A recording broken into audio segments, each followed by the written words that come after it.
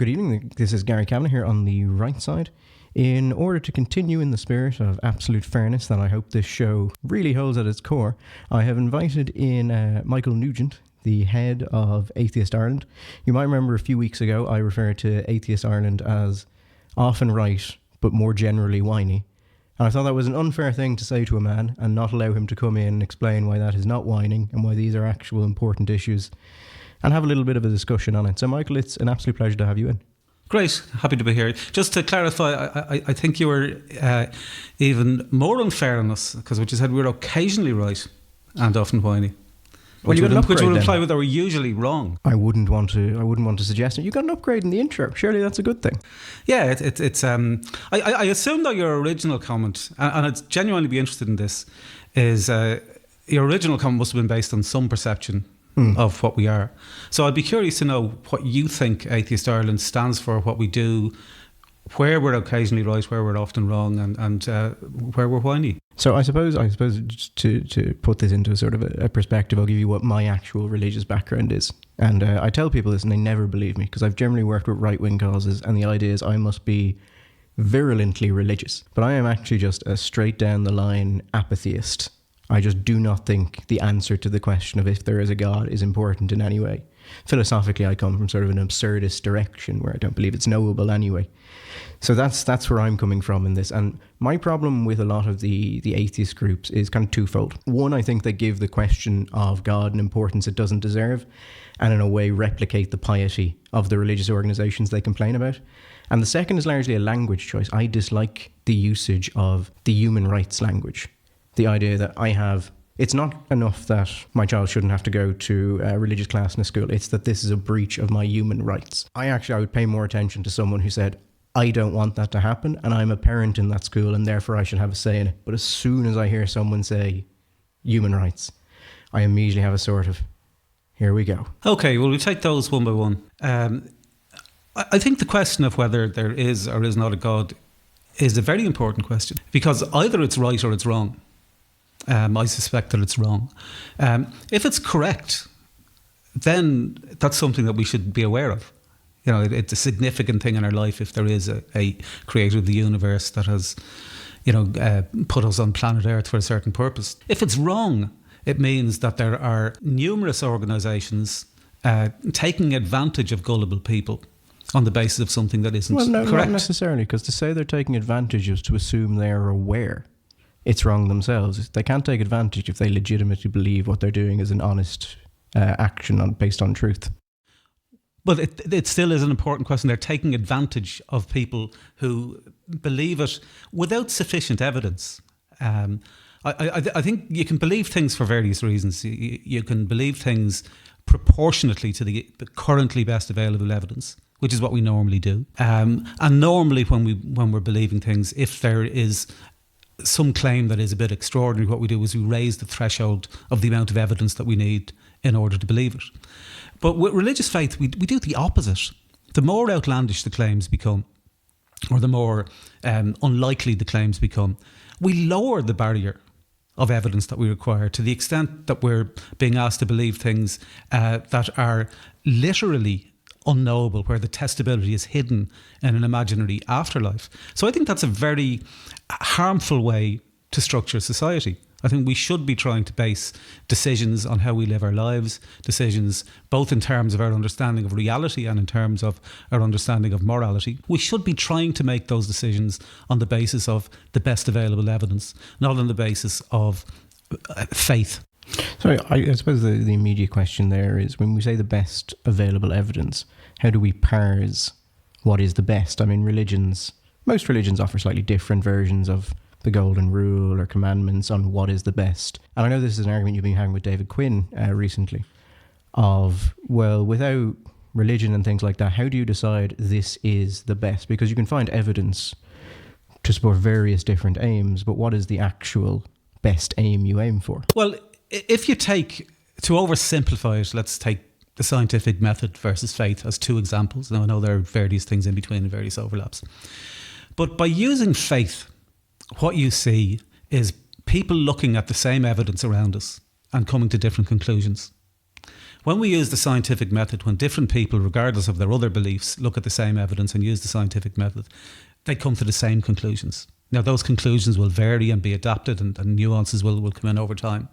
But by and large, if you have one process that leads to people coming to the same conclusions about the same evidence, and another process that leads to people coming to wildly different conclusions about the same evidence, it seems more likely that, at least as a working hypothesis, that the scientific method is a more reliable way.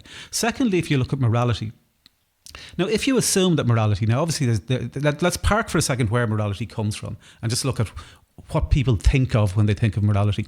Broadly speaking, it's how we treat other people. I would take it further as a vegan and say how we treat other sentient beings. But broadly speaking, morality is not about ourselves, it's about our relationships with other living beings. And so over time, evolutionarily, if you look at it from a scientific perspective, we and other living beings, well, certainly other social animals, have adapted various attributes such as compassion, empathy, cooperation, reciprocity, and then as we evolve a sense of reason, we can apply that and come to conclusions about fairness and justice. And so that seems to be, broadly speaking, I think, what even religious people would accept as broadly what morality is. But what religion does is it corrupts that. You have, it's already a difficult enough thing to figure out because there's so many different interrelationships and potential consequences of various decisions you make. But what religion does is it says there are circumstances in which, even though something is clearly the compassionate and empathetic and just thing in most people's minds to do, you're not to do it because somebody wrote something in a book 2,000 years ago or 1,300 years ago. And so you have, the most obvious example is in the Quran, where there's a passage that says that you should flog adulterers a certain number of times. And then the very next line says, and don't let your compassion stop you. So clearly when they were writing that, it was dawning on them, people aren't going to buy this. We've got to enforce it by telling them that the creator of the universe is also telling them to override their natural morality. There are also in the Bible, there are plenty of things in the Bible that are clearly good moral messages. Love thy neighbour as thyself and so on. The story of the Good Samaritan, many of them. But there are also clearly bad ones. That there's, stone a man to death for gathering sticks on the Sabbath. Stone a woman to death for not being a virgin on her wedding night. And what happens with those is that religious people will say, well, you have to read that in a different way, or it could mean this, or it was just for one people at one time, or whatever. But whatever mechanism they use to rationalise it, the key is a step before that. The key is the fact that they have noticed a distinction between love thy neighbour as thyself, which they can just instinctively go, yes, that's good, and stone a woman to death for not being a virgin, which they have to do something with. Now, how do they distinguish between those two types of passage in the Bible? And my suggestion is that distinction comes from their own natural morality. Well, I suppose that would depend on the religion itself. I mean, you look at the Catholic Church, you have a long tradition of development on that and coming to view certain passages with more importance, other passages with less importance. So you could argue there that is a sort of collaborative process, somewhat actually similar to the scientific method of people trying to work out what can be fitted to the current day, what is workable, what is foundational and what is not. It is, other than until such time as the collaboration means that they have to rationalise away what is supposed to be the unbreakable word of the creator of the universe. Until they're still imposing it on vulnerable people. And they're still saying, this is what God says. And if you're a vulnerable person, and if you look at where religion is at its strongest, if you look at the World Values Survey, which has been, mapping human values for the last few decades. And what it shows is that religion's at its strongest in places where people are focusing on survival values. And that as people, just to finish the train of thought here, as people move away from survival values towards self-expression values, societies move away from traditional religious values and towards secular rational values. So the people who are at their most vulnerable are the ones who are being told, this is what God wants you to do. I think you're making a bit of a leap there. You're pointing out, you are correct, obviously it is most expansive where people have certain more survival oriented values. But you're making a jump from that to, and therefore it's exploitative. It could be that it has greater reach in those areas because it is comforting because it gives meaning to those people's lives, or because it has a beneficial impact on it. I'm not saying you're wrong on the stats, but I am saying I've no doubt that the cause and effect are interrelated and both influence each other. I've no doubt about that. Which sort of to move away from sort of your personal views and issues and move back to sort of Atheist Ireland. Sorry, before that, there were two other things that you had addressed in your first thing. I just wanted to clarify. You were talking about that you don't define yourself as an atheist. Well, I suppose this is actually something I want to touch on the idea of kind of soft atheism or practical atheism versus hard atheism. I think I really have no opinion on it. I don't care either way. I do know people who would class themselves as atheists who do actually believe in God. They just don't think it has any practical impact. But they tend to be more like pandeist or deistic thinkers. Can I suggest, though, that you probably do have an opinion on it? You do either believe that there is a God or you don't believe there's a God? No, I don't really. Then you must think there's a 50-50 chance. Because if you don't think there's a 50-50 chance... I think that human reason is limited and flawed and that certain things can't be known. Yeah, and so rather than say... it is this. I've never had the faith for atheism, basically. Yeah. Well, what you're talking about there is agnosticism, and I'm an agnostic. Well, it's not. Well. Agnosticism is whether you can know something, and the idea that you've just expressed that it's unknowable, I agree with. But independently of whether it's knowable, atheism is about what you believe. Now, I believe that there aren't. We're in Gardner Row in Dublin, looking out a window. I believe that there aren't 2,000 elephants on the street below us. I presume you believe the same. Neither of us know it because we haven't looked out the window, and it might be the case that there are 2,000 elephants there. So there's a distinction between what you believe and don't believe and what you claim to be able to know. And I suspect that whether you believe it strongly or weakly, that once you are aware of the concept of a God and you have in your mind what you believe the concept of a God means to you, you either believe that thing exists in reality or you don't. That is a binary. No, I don't think so. And even if it were a binary, one's position could be fluctuating, in which case it could, you would yes. also so switch that's fair enough. You could fluctuate between being an atheist and I an atheist. I have since I was a child. I've never cared about the answer. I've cared about the question. I've just never cared about the answer. So are you a theist? No. Well, then by default, if you're not a theist, you don't believe in the existence of a God. No, well, I wouldn't say I'm a theist in that I openly believe any God. I don't have an answer to this question. But that's about agnosticism. That's not about atheism. No, agnosticism not having an answer. Not having an answer is what you claim to know. Agnosticism is saying that the answer is unknowable, or saying that your answer is you're not sure. No, it's not saying that the answer isn't sure. It's a specific thing. It's saying that the answer is unknowable. I agree with that. The answer is unknowable. But independently of the answer being unknowable, you either believe that a God exists or you don't believe that a God exists. It's not like I toss a coin and hide it and you've literally no way of, it's a 50-50 as to whether it's heads or tails. Once you're aware of the concept of a God, you either believe that it exists or you don't. Now, I think a lot of people are afraid to use the word atheist because it has connotations that they don't like.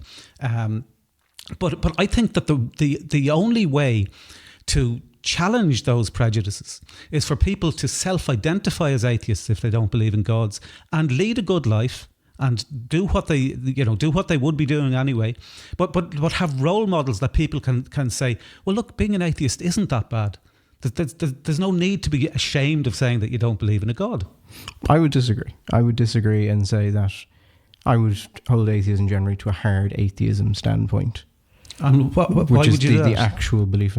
Because I think largely the soft atheism is used as a kind of catch-all to grab in people who don't actually think they're atheists or behave as if they're atheists. And what do you mean by soft atheism? So verging into agnosticism, where you've moved from I don't know, or I'm not sure, into I believe there's no God. Yeah. And then going into there is absolutely no God. Well, let's be clear. I strongly believe that there is no God. I believe, based on applying reason to the best available evidence that there's far more evidence that humans invented the idea of gods to explain things at a time that they didn't understand how it happened naturally, and that there is no reliable evidence that there is a God. The world is as it would appear to be if there was no God. It's not as it would appear to be if there was a God. I think that's a faith-based position. Oh, well, you'll have to clarify a bit more why you believe it's a faith. First of all, what do you mean by faith in that context? Well, it's a theological point. No, faith is not about theology. You can have faith in communism. You can have faith in the unregulated free market. Faith is believing things disproportionately to the best available evidence, and is often combined with dogma. Equally, the key distinction between religious faith and secular faith is that secular faith eventually bumps into reality, and you notice that it's not working. I think that's unlikely. I think there have been many instances of secular faith totally breaking with reality.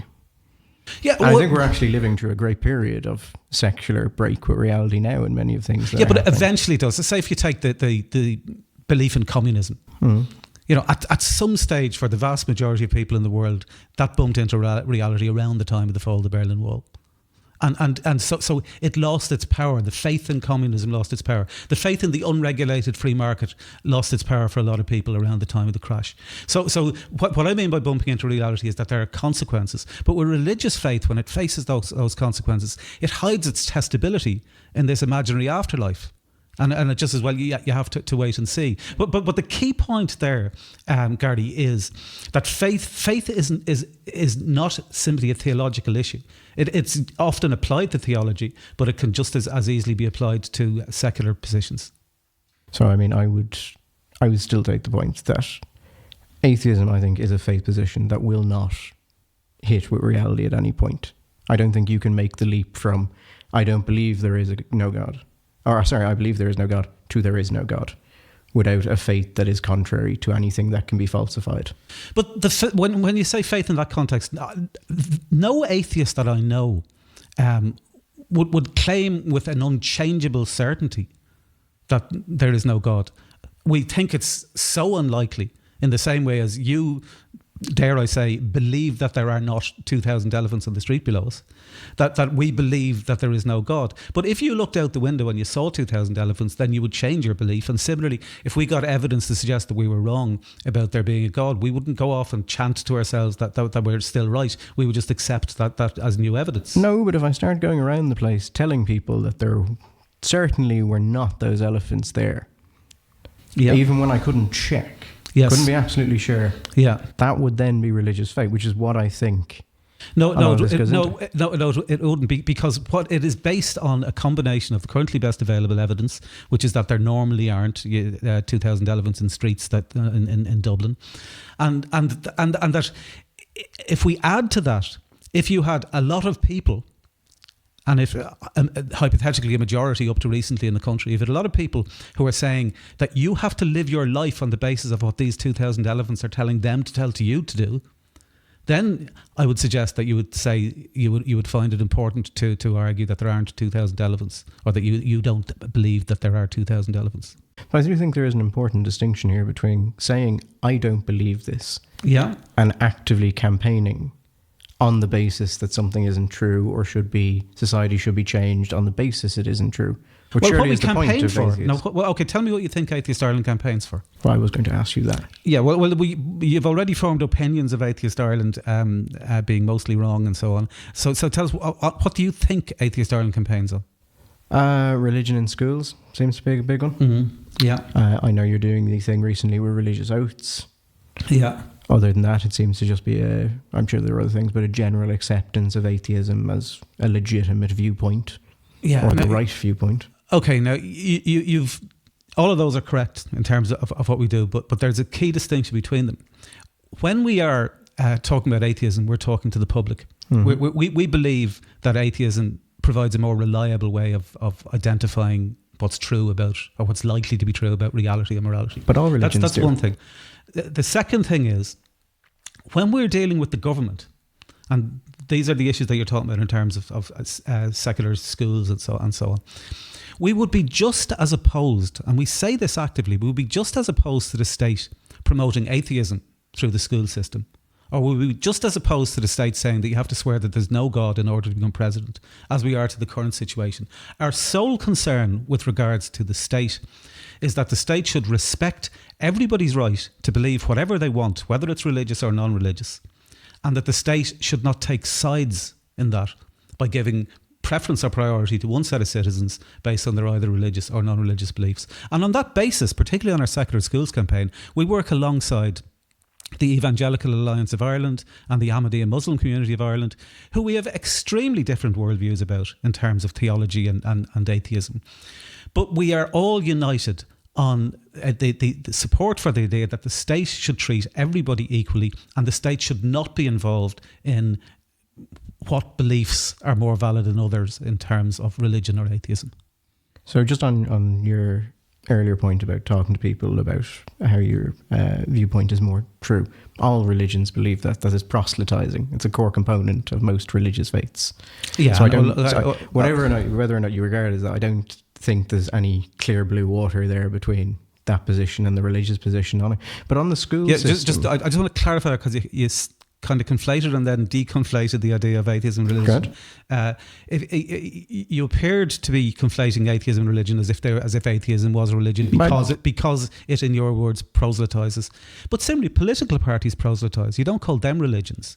You know, business organisations proselytise. You don't call them religions. The proselytising is I'm using your loaded phrase there in terms of just of course for the sake of it. But proselytising in the context that you're implying is not restricted to religion.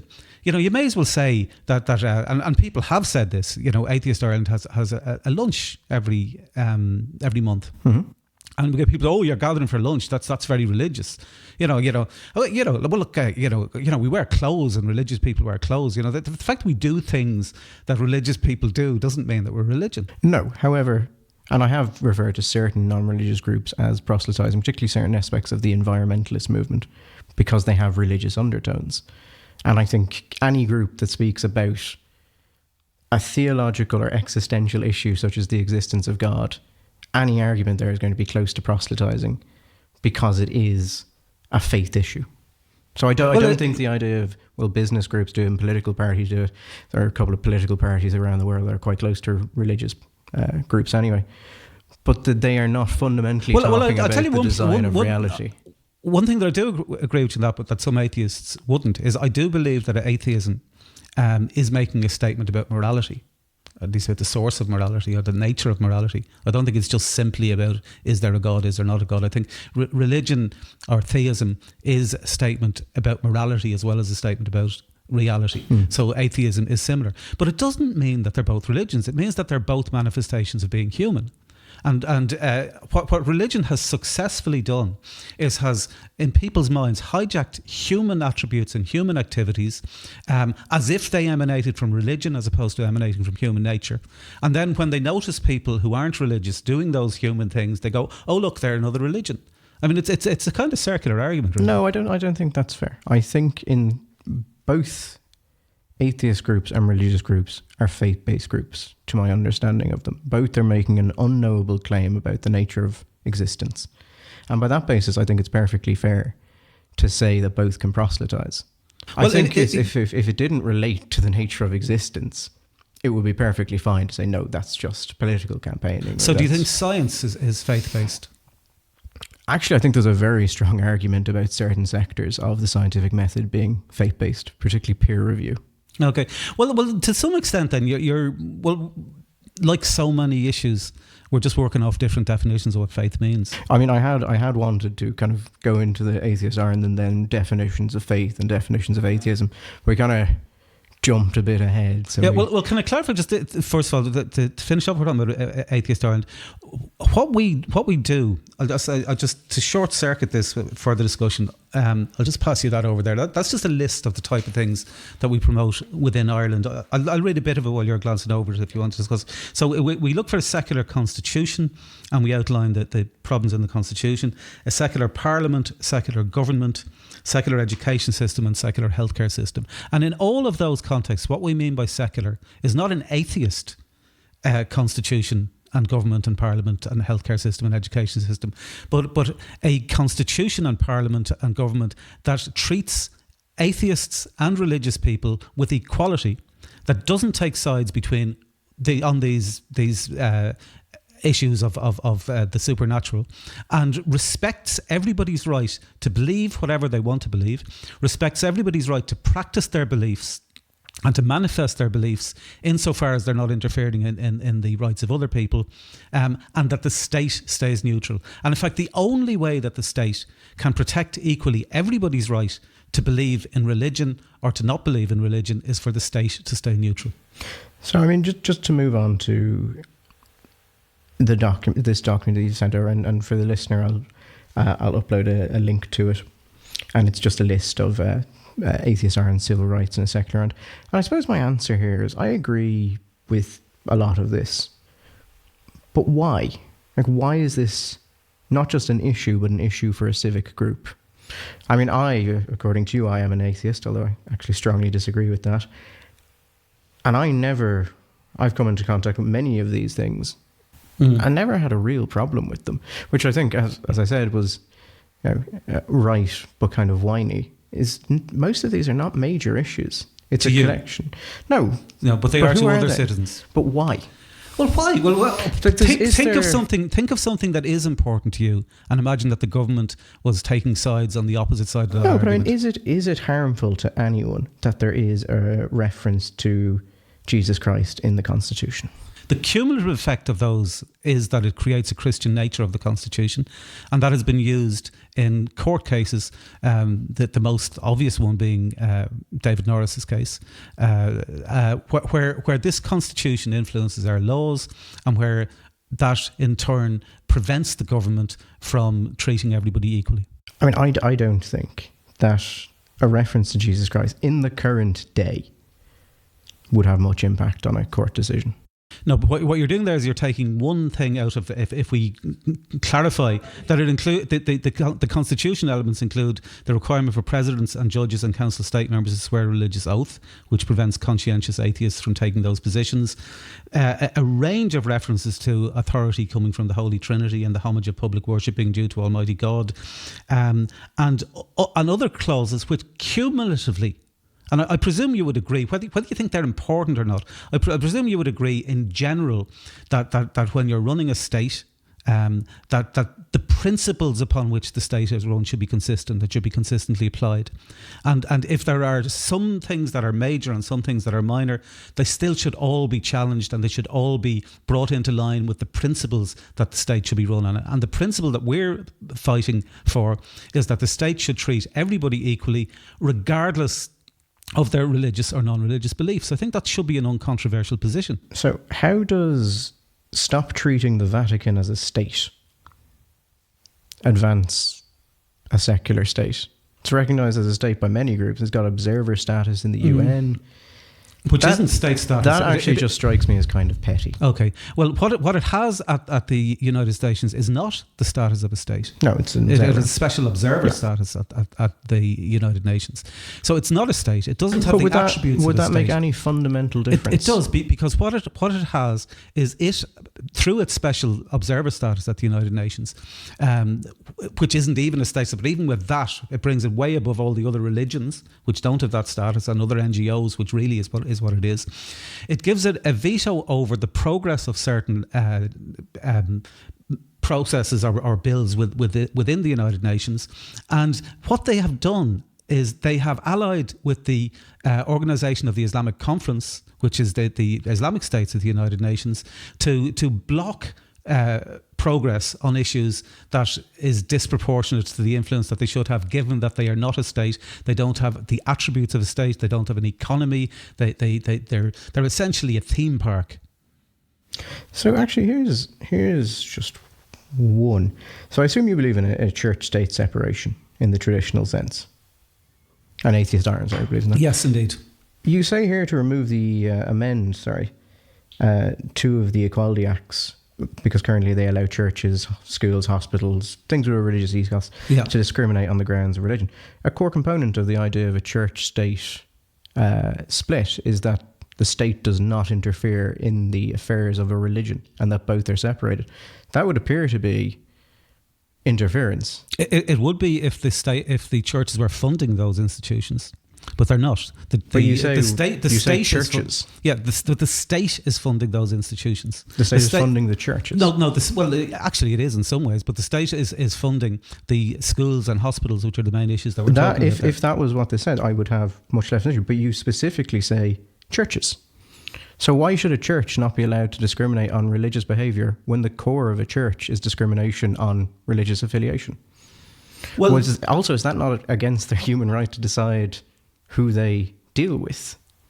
And free association? No, I've made clear we don't have the problems with the churches doing anything if they're funding it themselves, as long as they're not interfering in other people's rights. How is amending these acts, and you specifically say churches?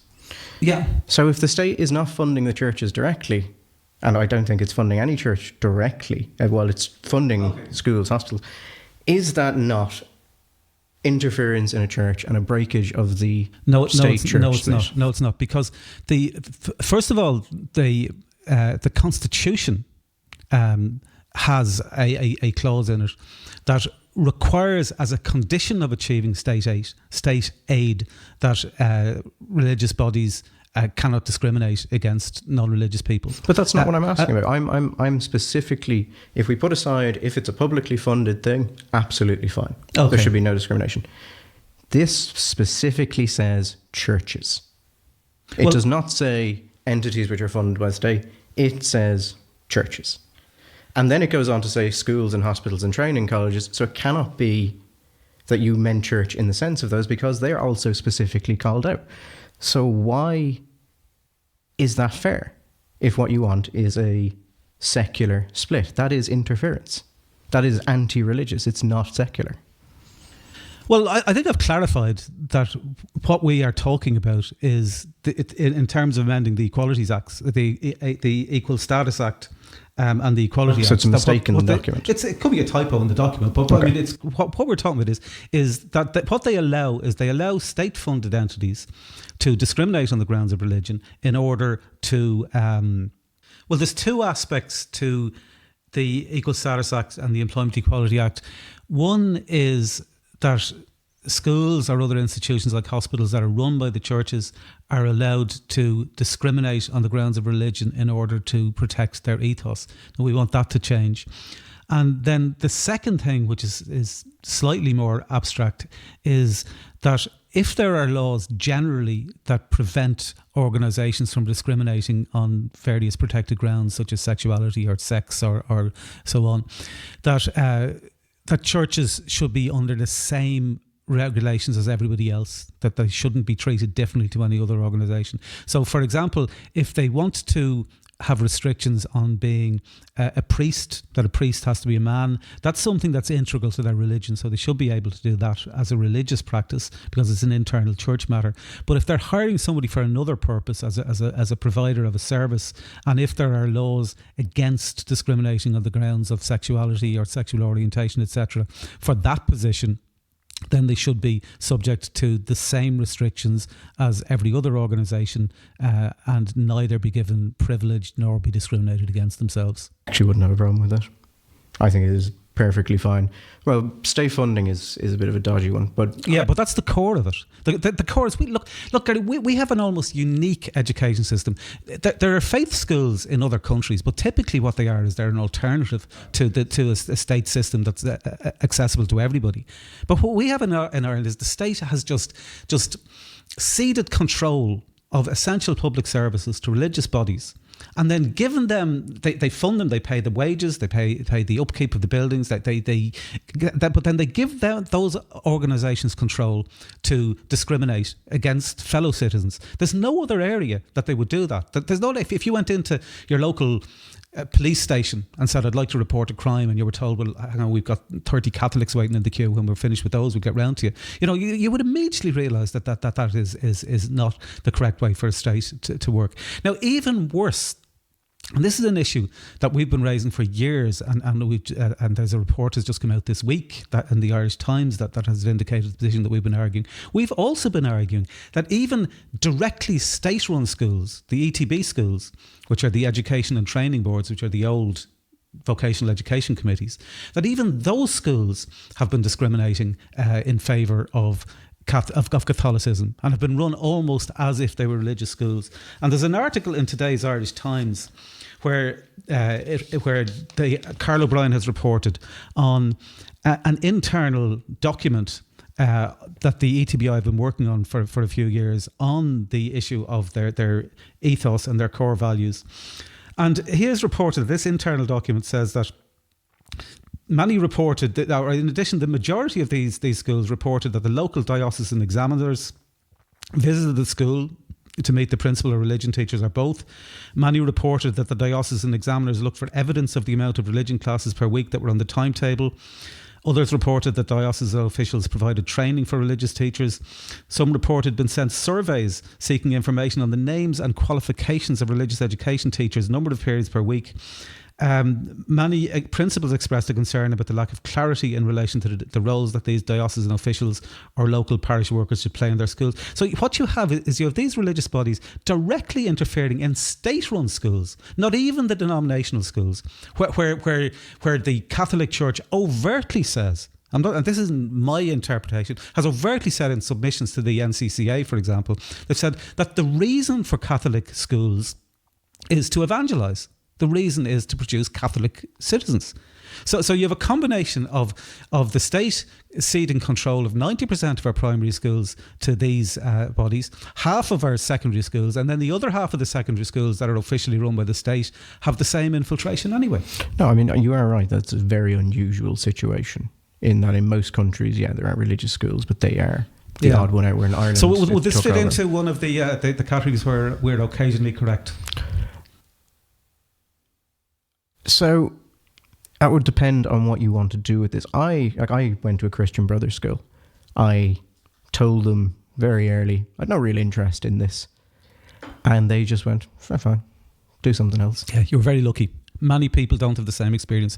We have had a situation brought to our attention in Galway, where a local school put ashes on the head of a Muslim student on Ash Wednesday. And absolutely should not happen, obviously. These reports where even ETBI principals are expressing concern about it. I think you're very lucky that you went through a school that you had that good experience in. But again, going back to what we were talking about earlier about the principles upon which a state should be run, the state should be run on the basis of legally enforceable principles, not on the basis of the whim of the principal of your school versus the principal of another school.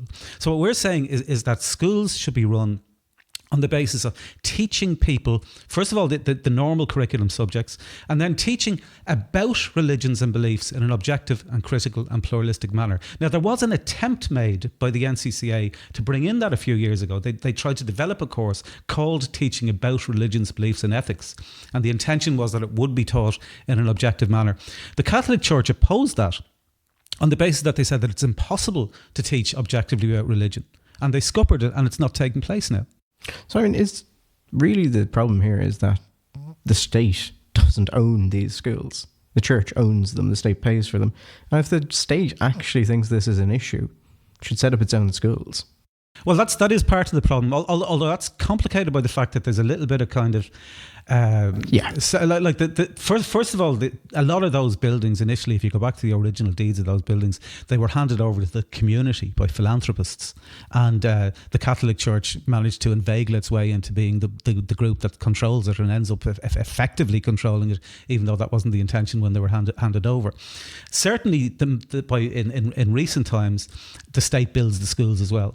And yet these bodies still have control over it. The problem is that we have such a blind spot about this because it's what we've grown up with for decades, that we don't recognise that it is wrong and there has to be change. And I do find this an interesting subject because a lot of the very religious people I talk up to, including bishops, their view on the schools, a lot of them will be fairly happy to give the schools up because they think at this point they're largely useless. Yeah, and also they don't have the manpower to run them properly. That is true to an extent, but they're handing a lot of them over now to trusts and things like that, so to try and escape, because this is an organisation that was taking out insurance policies against the consequences of raping children. So I mean they're well used to taking care of themselves legally in terms I think of finances. That's the sort of thing any organisation would do if that was coming up. Well, the vast majority of organisations wouldn't be in a position where they have to take out insurance policies for raping children. No. But you take out the insurance against the things you think are going to be a risk of payouts. Yeah. So the idea that an organisation that would be in that position is in control of our schools is another issue. I will say, if you could imagine any other organisation that was in that position being allowed next or near being controlling schools around the country, it just wouldn't happen. I mean, I will say this on the child sex abuse scandal. My understanding is that the actual numbers are not terribly disproportionate, in that there were not that many priests who were shown to have abused children. It was mostly the institutional response to it that was grotesque. Yeah, well, both were grotesque. I think one child being raped is grotesque, and certainly the idea of and it's not just the Irish Church. This was an international response by the Catholic Church to move people around and hide the consequences of raping children. But just on the sort of an organisation like that taking care of children, on the raw numbers, not substantially. I don't actually think it's below. It's not about raw numbers. If there was, in fact, the raw numbers, the bigger it gets, almost, you know, the more statistical it gets. If it was the case that hypothetically that there was only one child raped by a priest ever, and that the Catholic Church had covered it up, there might have been even more outrage about that, because people would have been able to see it as the actual horror of an individual child being raped. Single death is a tragedy. Million is a statistic. Yeah. Good old Stalin there. Didn't think he was going to come up in this conversation, but he just slips in there. You brought him up, I didn't. No. But on the experience of churches, of schools, most of the people I've talked to my age who went to religious schools had roughly that experience that they've talked to. No one I talked to. Did you go to school in Dublin? I did, actually. Yeah, well, and then I went to school in Meath. But I've talked to people from across the country, and that was the general impression. To be honest, I don't think the church is quite energetic enough to want to create problems for itself they've lost control. I mean, it's gone. The Catholic Church is gone in terms of its control over the minds of the Irish people. You know, it's the last three referendums have shown a consistent 2-1 majority on the side that the Catholic Church would traditionally have been opposed to. I think that traditional. But the key point, I just want to say, Gary, the key point is, although they have lost control over the people, they still have these laws in place that were put in place when they did have control over the people. A lot of them are buttressed by the Constitution, which was put in place in 1937 when they had almost supreme power. And so what we need to do now to enable our laws to reflect the fact that the Catholic Church no longer controls the people is we need to gradually amend those other laws so that the state can treat all citizens equally, regardless of their religious or non-religious beliefs. So on the sort of historical laws that are still in place, what would be the ones that Atheist Ireland would have the greatest issue with? Education and religious oaths. Education for obvious reasons. Religious oaths, arguably symbolically, but it's actually real as well. If there was any other group of people in the country who were effectively denied access to being president, judge or member of the Council of State, who, let us remember, includes the Taoiseach, the Taoiseach, the chair of the Dáil, the chair of the Senate, you know, a range of other positions. If there was any group of people that was either precluded from taking those positions or had to swear an oath against their conscience in order to take those positions, thus lying in the very statement that they're going to not lie when they're taking up those posts, it would be seen as an outrage. Actually, not quite, because the presidency is denied to those under a certain age, and the referendum to change that failed. So people did vote. It is, and people can be restricted. But that's a different principle of law. That doesn't discriminate against anyone unless they happen to die before they reach the age, in that everybody has the same access to taking up the position when they reach that age. But the other is a question of belief. It's saying if you don't believe in this God, regardless of what age you are, you will never be able to take this post unless you're willing to lie in your opening statement. I think they are actually similar principles, though. You can't know the future of anyone. You can't know if someone's religious faith is going to develop. You can't know if someone's going to make it to 35. You can't. And that's right. To be fair, I thought it was a ridiculous situation that we would, on one hand, legalise gay marriage because of equality, and at the same time go, no, it doesn't matter. We'll keep in an age discrimination measure in exactly the same vote. Yeah, I did think that was ridiculous. But people very perfectly happily said, no, these people can't do it. And I think it is the same principle. So I'm not sure I would share your faith in the Irish people. It is accepted in law that it is a different principle. I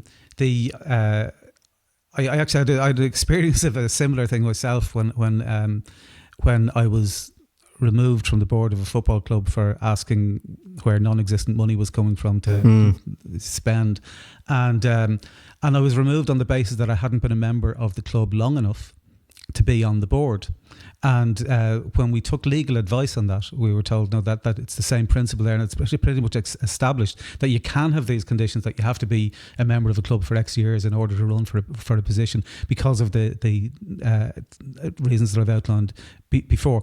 But if you look at the other question, the question of the religious oaths, every single body that has looked at this, the Law Reform Commission, the Constitutional Review Group, the United Nations Human Rights Committee, I know you don't like those, but every single body that has reviewed those oaths has concluded that they have to go. And they've also concluded, that they should go in such a way that they should be replaced by a single neutral declaration, not an alternative. You can do a religious one or a non-religious one.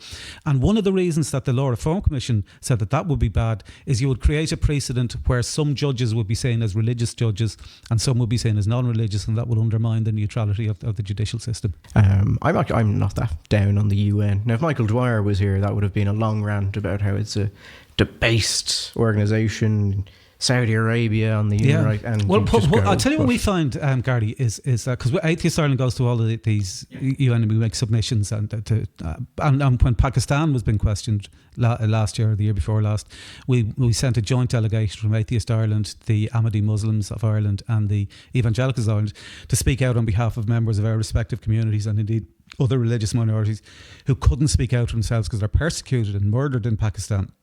So, but what we find is that there's two things to the United Nations. One is the United Nations Council. Now, the United Nations Council is a very flawed body. That's the one where essentially the states are, keeping an eye on each other. And that's the body where you get the Saudis and various groups like that getting positions for political reasons on oversight bodies, which I agree doesn't inspire confidence, to put it mildly. However, running parallel to that, there are the UN Human Rights Committees. And what the committees are just independent legal experts who, in a voluntary capacity, are overseeing whether states are adhering to their obligations under the treaties that they sign up to. And what we have found they do, is they will just objectively say, okay, here's the treaty, here's the article in the treaty, here's what you're doing. This is where you are not adhering to the obligations that you yourself have signed up to. So just on the oaths, because I would know some people, generally on the more conservative side of things, the traditionalist side, who oftentimes are actually, if they're religious in a sort of I'm religious but not spiritual way. Mm-hmm. So they like the tradition of it.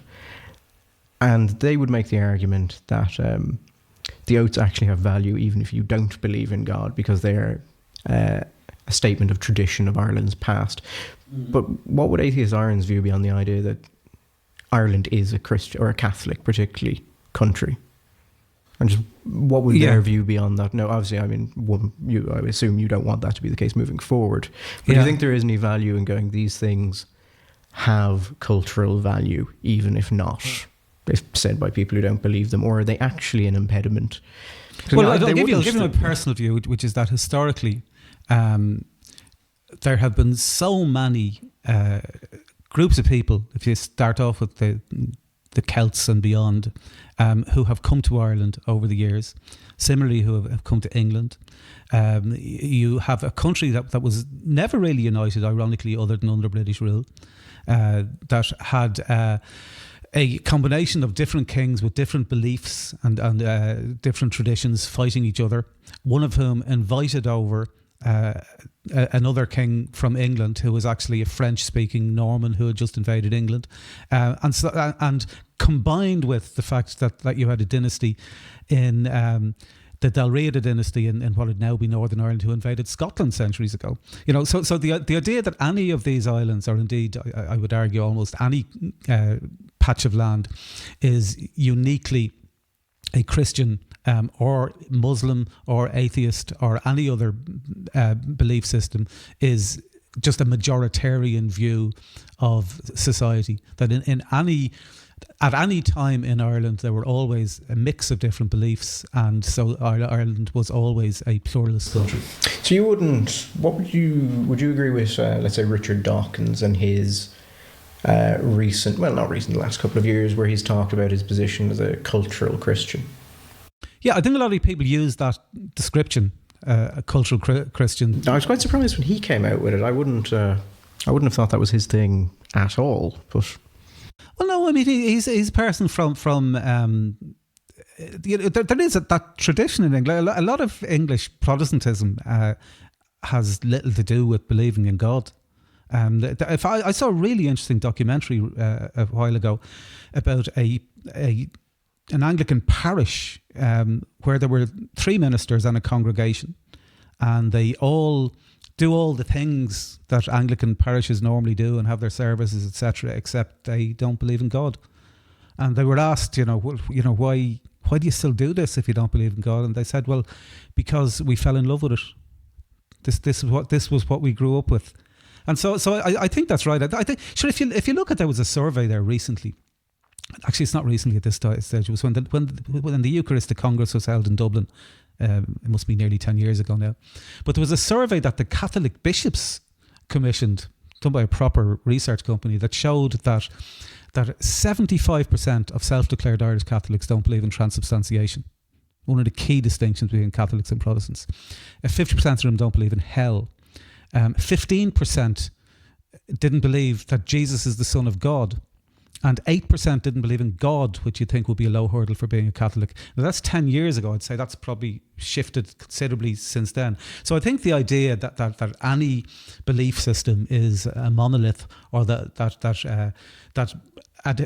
adhering to a belief system but nominally means that you believe all the things in it is a bit fictional. I just asked because on some of the stuff, like the stuff about the Constitution and to a certain degree the oaths, although I can more understand your line on the oaths, there seems to be a sort of, I wouldn't say de-Christianization, but an assumption that by removing the traditions of the Catholic Church, it will improve the country. And so I'm just kind of curious on what you think or what Atheist Ireland particularly thinks the impact of the Catholic Church has been on this country, and if that's actually correct. Okay, well, historically, do you want to take it from partition? I mean, because I suppose that's where they were able to influence things, really, I suppose. But from partition, I suppose I should preface this by saying I'm talking on my own behalf rather than Atheist Ireland here. What I think happened is that we had a sectarian Protestant state in Northern Ireland in which Catholics were discriminated against, and a sectarian Catholic state in what became the Republic of Ireland in which Protestants were discriminated against.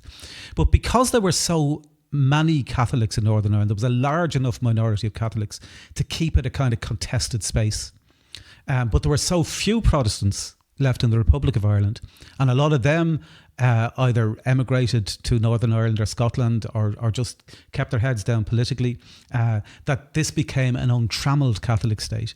And the original Free State Constitution was actually relatively secular, and I think would have been a reasonable basis to run the country with some adjustments as going on. Is this another thing we can blame De Valera for? Exactly. And then what happened is Eamon De Valera and John Charles McQuaid decided to Catholicise the Constitution, and so then we had this almost authoritarian Catholicism for decades, and certainly at a local level where the priests had so much influence over the local community. And then that bled into our first film censor. Our first film censor, when he was asked what his views on films was, he said, "I know nothing about films, but I know the 10 Commandments." So that they had that influence. I think it probably peaked. Some people would suggest at the papal visit 79. I think it probably peaked after the referendum, the abortion referendum, the first one. And I think from then on, I think it was going to go down anyway. And I think the reasons for that is if you look at the demographics of Catholicism generally, the Catholic Church 100 years ago, 3/4 of the Catholic Church were in the developed world of mostly Europe and North America. It's now 2/3 of Roman Catholics are now in sub-Saharan Africa, Southeast Asia, South and Central America. That's where the demographics of Catholicism is shifting. It's shifting to the developing world and away from the developed world. So I suspect that it would have happened anyway in Ireland, regardless of the sex scandals.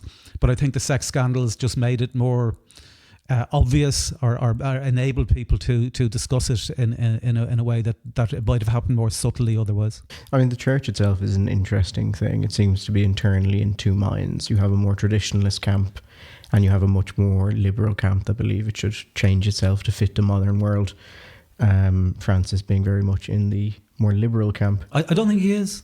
I think he's a Jesuit. I think he creates the impression that he is. But the first thing that he did when he became Pope was to endorse an organisation of exorcists in the Vatican. He talks about the devil as a person far more frequently than any recent Pope.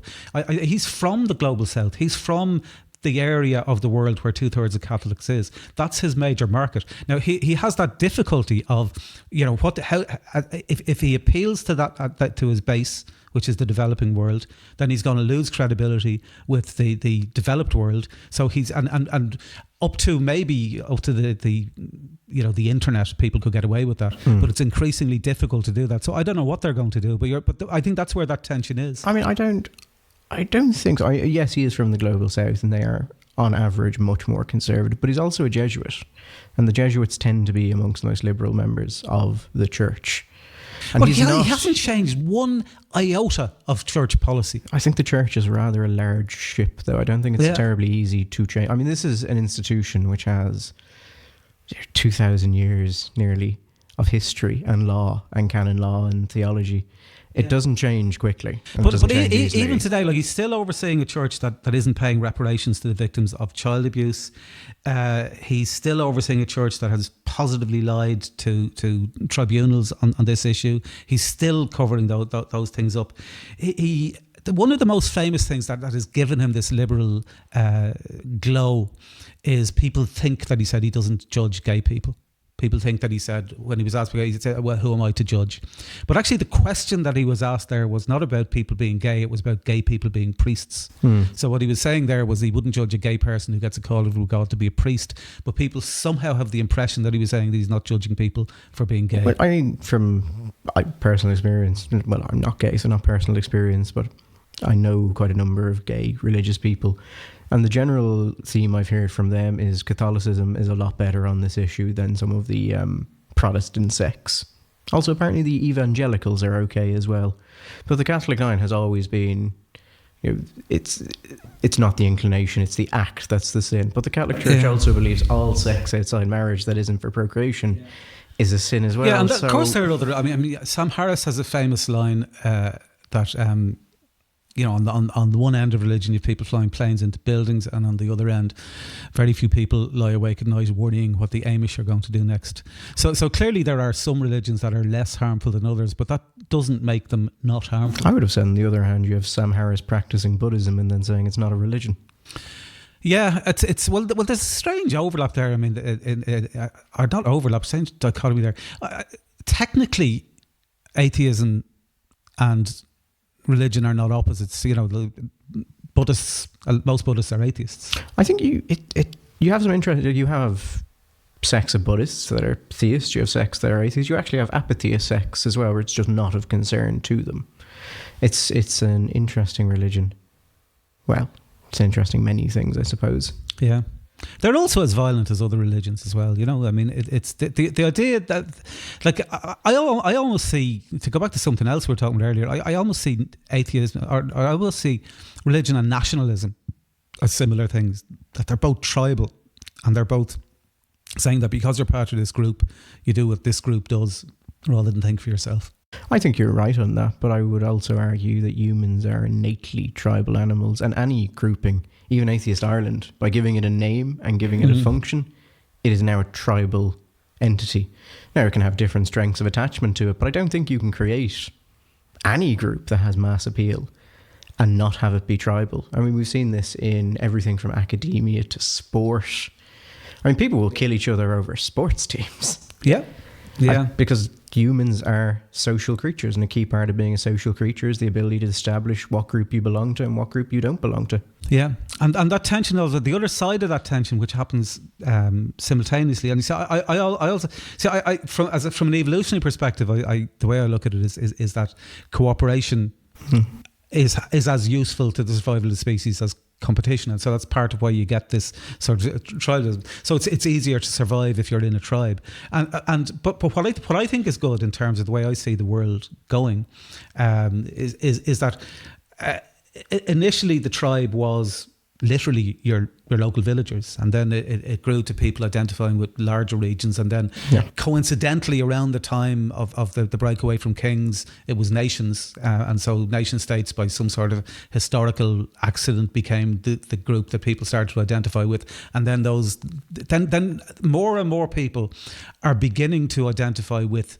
other humans generally, and what I'm pleased about is the increase in people who increasingly then spread that to non-human animals as well, and so we should extend the circles of the golden rule to all sentient beings and all beings that can experience suffering and well-being. I mean, yeah, there has been an incredible expansion of the circles of empathy to move from direct family. But I would actually say that there is an argument there for the usefulness of religion and nationalism on those areas. Because in many ways, I'd say nationalism is an outcoming of the Enlightenment. It's the idea that there are people far away from you who you've never met and will never meet, that you share commonality with and you should care about. And actually, one of my concerns about the sort of widening circles of empathy and the move towards a more sort of universal humanism and universal beliefs as opposed to local beliefs which may not be philosophically consistent but people believe in, is that they will weaken the bonds, and over time they will weaken the impulse to actually help. Because when it's your family or your community or your nation, they are very direct links. Yeah. And my concern is actually as it expands, we'll reach a point where it'll be glorious for about a minute. Oh no, what I would like to think would happen is that what will expand, not so much what I think will happen, what I think is likely to happen is that what will expand is the kind of the foundations, but you'll still have different expressions of it in different areas depending on the uniqueness of that area. But that we would recognise that it's wrong to drop a bomb the other side of the world and just ignore it simply because it's absolutely. I'm saying that people will accept those universal principles, but you cannot feel the pain of someone halfway across the world losing their wife to starvation in the same way you can feel the pain of losing your own wife or your neighbour losing his wife.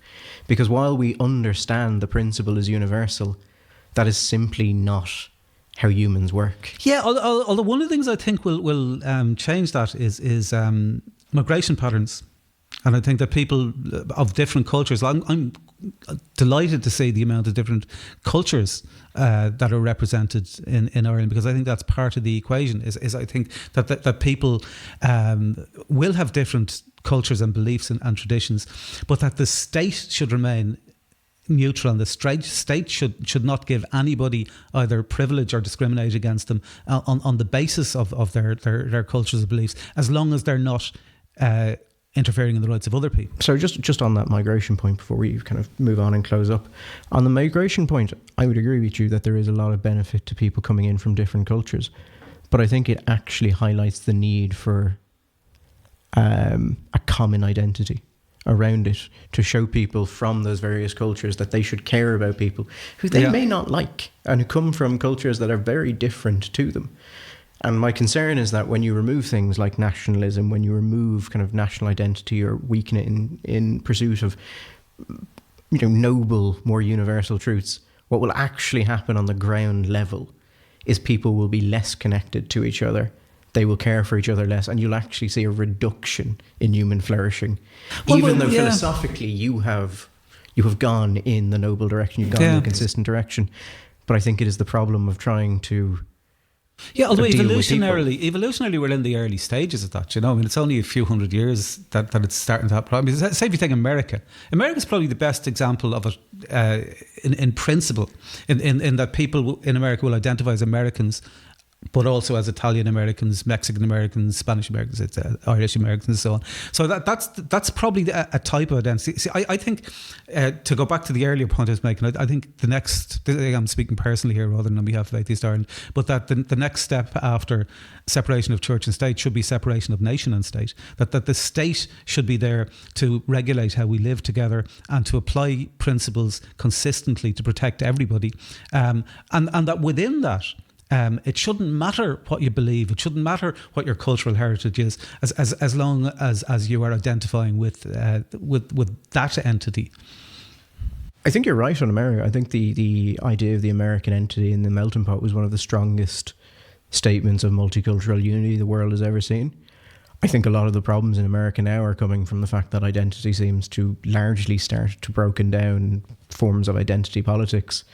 And that's kind of what I'm worried will happen as we chase more universal principles. We'll just balkanize. Yeah, but then we have to then that becomes another challenge to deal with. But then I would say... It doesn't mean you don't try to do it. Here's the point I would make there. That in a world where you don't have nationalism, you don't have these things like religion offer the same thing. They offer a communal identity that could in many ways serve to increase human flourishing. Yeah, but as does football. I mean, these are things I don't think we're going to have that many people behind bows. Maybe. There are people who've had their ashes scattered on the penalty spots of football grounds. Absolutely, yeah. I mean, it is a really big passion with a lot of people. But it's all of these things. When you say religion does that, what happens is people do that, and some of them associate doing it with being a member of religion. But they're equally, say if you take the area of charity, for example, you have groups like Doctors Without Frontiers, Red Cross, Oxfam. There are loads of entities like that are secular organisations. And that don't rely on religion to enable them to be kind to other people. So I think all of these things are just human attributes, and the sooner that we encourage those attributes, and it's not just those. Religion gives people loads of things that are useful. It gives a sense of community. It gives a sense of absorption in activities that are feel worthwhile for their own sake rather than for an external reward. It gives a sense of meaning. Religion provides all of those good things, but you can also get those good things without religion because they're human things. They're not religious things. But it is an interesting thing in group psychology. In groups where there are barriers to entry, sometimes substantial, the more substantial those barriers are, the more the members of that grouping trust each other, because you've had to pay something to get in. Yeah. Whereas the lower the barriers are, generally the less they value them. And I think religion actually does something very useful in that, because the barriers, let's say if you are an Orthodox Jew, the barriers are incredibly high. It's where you go on certain days, it's what you do, it's what you eat. And in many cases, I think things like that have developed as a signalling mechanism to show people that you can be trusted. And I think religion has that in a way that other things largely don't. It does, but it also does that at the cost of restricting your freedom to do things that you should be entitled to do, and in extreme cases of some religions, killing you if you decide to leave. Well, that I think is it depends on how you define freedom, really. If you go for the older kind of Grecian forms of freedom, it's perfectly in line with it, but that's not popular nowadays. But it depends on there is, I think, a balance there between a restriction on freedom and a better functioning society, and it's where you will draw that line. But I think that's a conversation we could just keep going with. So I mean, and we've kind of gone off the actual topic of Atheist Ireland quite heavily, but just on the topic of Atheist Ireland, to kind of close up, what is Atheist Ireland's actual vision for the country? What is where you want to get the country to, and then your work is done? Well, I was involved in various organisations campaigning against the IRA and loyalist paramilitaries. Didn't you chain yourself to a Sinn Féin office? We did, yeah. After one of the worst atrocities when they killed a number of Protestant workmen coming back from working on a security base and just blew them up in the middle of the road. And so we did, yeah. That was a really tense moment. It was also the weekend that the Secretary of State was singing "Darling Clementine" on the Late Late Show, and just the thing was looking really tense. And we tried to diffuse it a bit by just as a protest, chaining ourselves to the gates of the Sinn Féin offices here, to show people in Northern Ireland that, you know, not everybody in the Republic, you know, was supporting this sort of behaviour. But to go back to the point, to link that back to the point you were making, one of the things we were always saying during that is wouldn't it be great if we reached the stage that we worked ourselves out of existence and that we didn't have to be doing that? And that's the same as what we're doing with Atheist Ireland. And we had the same objections. Objections is the wrong word. With the same... people saying the same things to us, that, you know, it'll never happen, you're wasting your time. In the context of Northern Ireland, they're all mad up there, it'll go on forever. And we were saying, no, it won't, it will change. And similarly, I think it will change here. It's already changing. The people have moved on. So what we want is two things. One, in dealing with people, we would like people to consider atheism as a more reliable worldview than faith. And I know you have a different definition of faith, but in terms of our definition of faith, in terms of believing things disproportionately to the currently best available evidence, so that's something that we do think is a good thing to promote, because we think it helps a better understanding of reality and of morality. And then the second thing, which takes up most of our time, is campaigning for the state to become secular, not the people. The people should be pluralist. In fact, the people are pluralist. That's not a campaign, it's just a reality.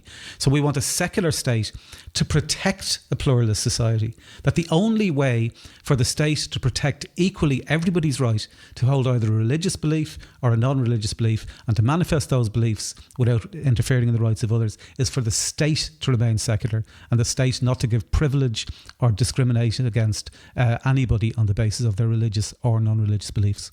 And then you can close up and go home. And then we can pick the next thing to campaign on.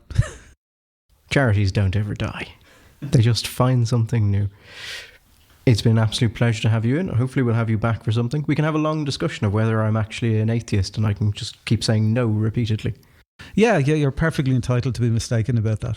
I'm, as Michael, you are perfectly entitled to be mistaken about other things, and be right about other things, and whine about them. It's been a pleasure. Thank you.